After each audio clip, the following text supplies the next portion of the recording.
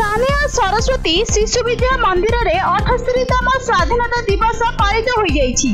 एही अवसर रे मुख्य अतिथि पूर्वतन उपबाचस्पति रामचंद्र पंडा जोग देई शिशु मानकर भविष्य कामना करिथिले।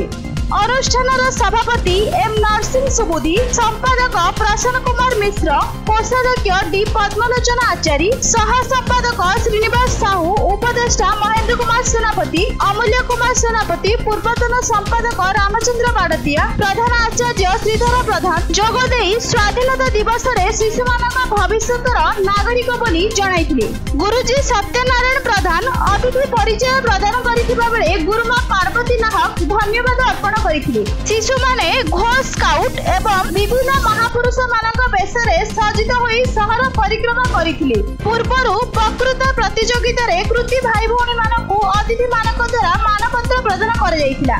एही कार्यक्रम रे एनसीसी गुरुजी श्रीनिवास प्रधान, रविंद्र महाराणा, रिंटू प्रधान, जितेंद्र नाहा, कैलाश चंद्र नायक, नारायण नायक, डी प्रकाश पात्र, गुणाकर त्रिपाठी, प्रभासिनी तरेई, विष्णुप्रिया आचार्य, रश्मिता तरेई, प्रसन्ना बेहेरा, रश्मिता बेहेरा, रीना मानसिंह, मीनाराणी पोलेई, प्रियंका स्वाई, किरण बाला साहू, कुनी गौड़, संगीता परिडा, प्रियंका पाणिग्राही, शर्मिला गौड़ प्रमुख विद्यालय समस्त गुरुजी गुरुमा, मौसी मौसा एवं कर्मरत कर्मचारी सहयोग करिथिले।